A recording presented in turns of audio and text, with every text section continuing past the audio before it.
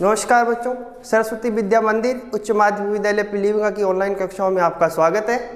आज हम कक्षा 10 के विषय हिंदी में जो हमारी क्षितिज पुस्तक है उसका जो पहला पाठ है सूरदास, आज हम सूरदास के जीवन परिचय के बारे में जानेंगे। सर्वप्रथम इनको 3 उपाधियां प्रदान की गई हैं। सबसे पहली है हिंदी काव्य जगत के सूर्य, दूसरी खंजन नयन वात्सल्य सम्राट। ये इनकी प्रमुख उपाधियां इनको इनके काव्य के आधार पर विभिन्न विद्वानों ने, आलोचकों ने प्रदान की है। सूरदास जी का जन्म विक्रमी संवत 1540 और अगर हम सन में परिवर्तित करें तो 1483 ईस्वी में हुआ। इनके जन्म स्थान के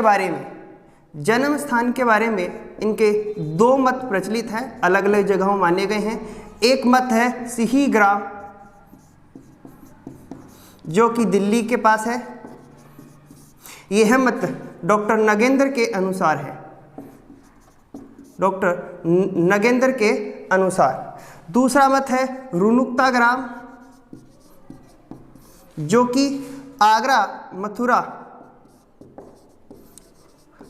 मथुरा मार्ग पर एक ग्राम है। यह मत आचार्य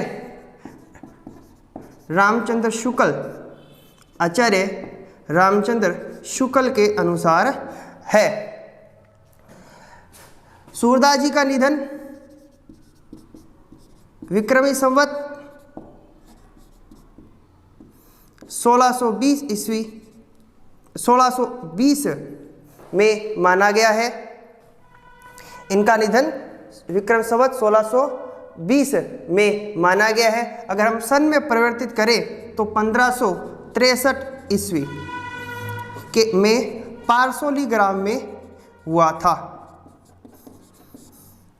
इनके पिता का नाम रामदास था। ये जाति से ब्राह्मण थे और वो भी सारस्वत ब्राह्मण कहे जाते हैं। ये सूरदास जी जो हैं इनके पिता रामदास जी है, ब्राह्मण हैं और सारस्वत ब्राह्मण जाति के ये माने जाते हैं। सूरदास जी के इस विषय में भी, पिता के विषय में भी जो क्या है विभिन्न मत हैं। तो जो साहित्य लहरी इनकी एक पुस्तक है, उस पुस्तक के अनुसार ये जो पृथ्वीराज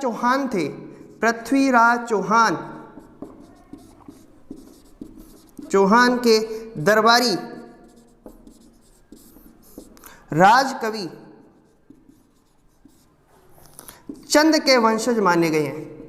राजकवि चंद, जिसे हम चंदवरदाई भी कहते हैं, के वंशज माने गए। इनके वंश में ये जो इनका नाम है सूरदास जी का वो ब्रह्मभट्ट माना गया है। ये इनके वंश में ब्रह्मभट्ट के नाम से क्या है जाने जाते हैं। इन्हें सूरदास जी के जो पिता थे इस वंशावली के अनुसार, चंदवरदाई की वंशावली के अनुसार ये हरिचंद के 7 पुत्र थे और उन 7 पुत्रों में सबसे छोटे पुत्र हैं सूरदास।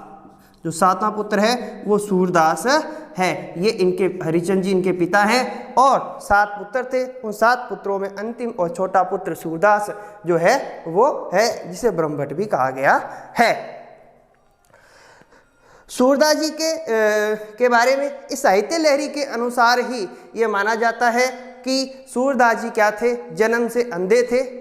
इनके ये जो भाई थे, 6 भाई मुसलमानों से युद्ध के दौरान क्या है मारे गए थे।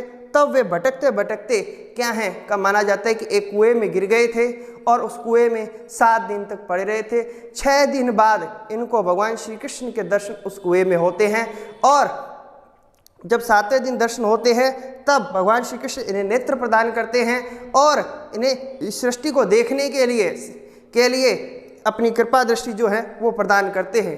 परंतु सूरदास जी कहते हैं कि जिन आँखों से अंधा हो तो अभी जिनके कारण बिना आँखों के कारण भी मैंने आपके दर्शन कर लिए, और उसके बाद मुझे इस संसार में कुछ भी देखने की आवश्यकता नहीं है। और इसलिए उन्होंने कहा कि मैं जिन आंखों ने भगवान श्री कृष्ण के दर्शन कर लिए हों उन्हें इन संसारिक पापों को देखने की आवश्यकता नहीं।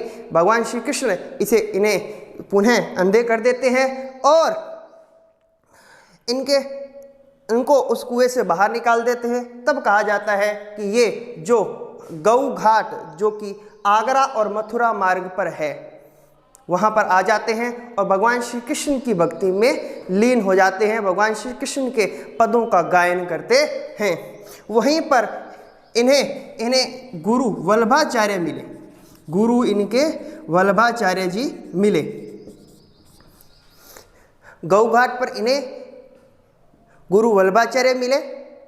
वल्लभाचार्य जी यहाँ पर प्रातः और संध्या वंदन के लिए आया करते थे और सूरदास जी के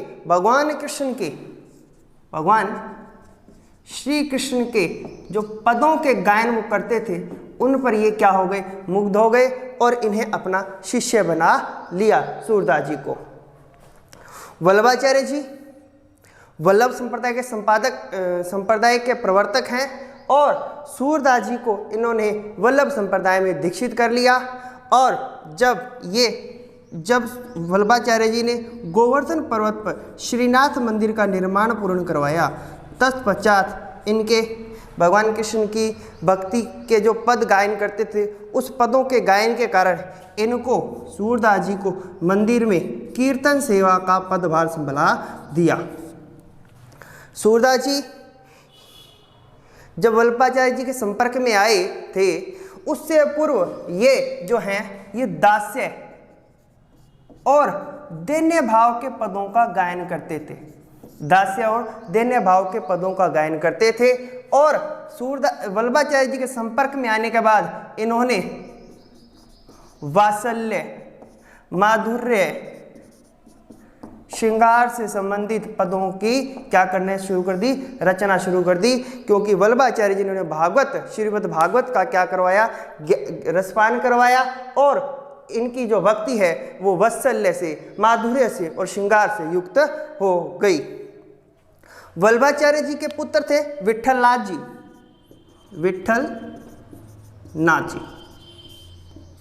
विट्ठलनाथ जी ने इनको अष्टछाप एक मंडल इन्होंने स्थापित किया था। अष्टछाप एक मंडल स्थापित किया था। उस अष्टछाप मंडल में इनको स्थान दिया और इनका स्थान सर्वोपरि था। सूरदास जी की जब मृत्यु हुई, जब इनका निधन हुआ 1620 विक्रम संवत में, तब इनके बारे में कहा गया कि पुष्टि मार्ग को जात है, जाको कछु लेने हुए सो लेव। क्या कि पुष्टि मार्ग का अर्थात वल्लभ संप्रदाय भगवान की अनुग्रह पर, जिसे हम पुष्टि कहते हैं, उस पर आधारित है। और कहा कि पुष्टि मार्ग का जहाज अर्थात यह जहाज है और यह जा रहा है, अगर इसी से कुछ प्राप्त करना हो तो प्राप्त कर लो। अब यह तो था सूरदास जी के जीवन के बारे में। अब हम जानेंगे इनके साहित्यिक परिचय के बारे में। सूरदास जी की साहित्यिक रचनाएं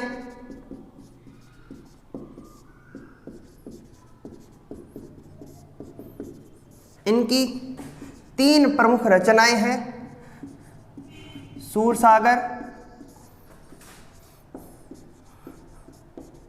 सूरसारावली और तीसरी है साहित्य लहरी। सर्वप्रथम सूरसागर जो इनकी रचना है सबसे श्रेष्ठ, जिसे अगर मैं कहूं सर्वश्रेष्ठ रचना है। और इनकी जो प्रसिद्धि है, इनकी जो कीर्ति है, वो कीर्ति का आधार स्तंभ जो रचना है वो रचना है सूरसागर। सूरसागर की रचना श्रीमद् भागवत के दशम स्कंद के 46 व 47 जो इनका अध्याय है इस ग्रंथ का, उस ग्रंथ के 46 व 47 अध्याय की जो कथा है उसका वर्णन इसके अंदर मिलता है। इस ग्रंथ में कुल 12 अध्याय हैं। ग्रंथ में भ्रमर गीत की रचना की गई है। भ्रमर गीत में गोपियों का और उद्धव का, गोपियों का और उद्धव का संवाद है। इस संवाद में निर्गुण भक्ति पर सगुण भक्ति की विजय दिखाई गई है। यह जो रचना है भ्रमर गीत जो है वो वियोग श्रृंगार का श्रेष्ठ उदाहरण है। वियोग श्रृंगार का श्रेष्ठ उदाहरण है। इनकी दूसरी रचना सूर सारावली है। यह जो रचना है ये ज्ञान वैराग्य पर आधारित है। इनकी तीसरी रचना साहित्य लहरी है जिसमें नायिका भेद और अलंकारों का वर्णन किया गया है।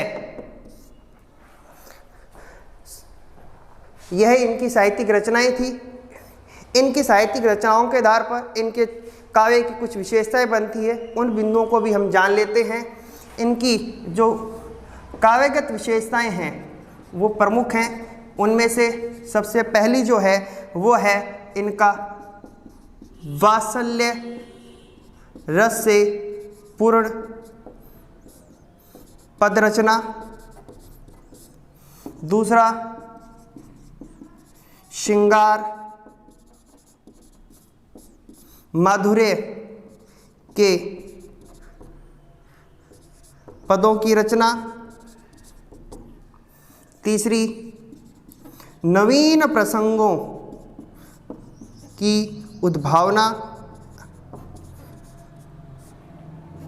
नवीन प्रसंगों की उद्भावना का इसका मतलब है कि सूरदास जी ने ऐसे ऐसे प्रसंगों को लिया है जिनकी कल्पना एक आंख देखने वाला व्यक्ति भी नहीं कर सकता है।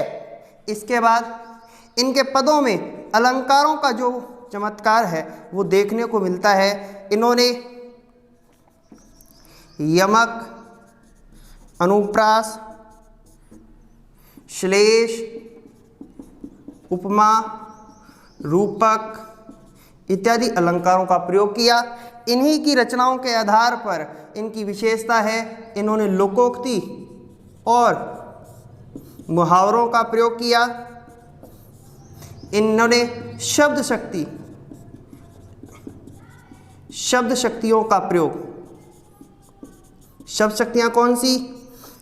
लक्षणा और व्यंजना शब्द शक्ति का जो प्रयोग है इनकी काव्य रचना में हमें मिलता है। इस प्रकार यह सूरदास जी का जीवन परिचय हमने जाना और इस जीवन परिचय से संबंधित संपूर्ण बातों का जो सार है वो हमें हमारी उत्तर पुस्तिका में लिखना है। यह जो मैंने आज बताया आपको यह हमारे पाठ्यक्रम में निर्धारित है और प्रश्न पत्र में एक प्रश्न सूरदास जी के जीवन परिचय से पूछा जाएगा। तो आज की कक्षा में इतना ही। धन्यवाद।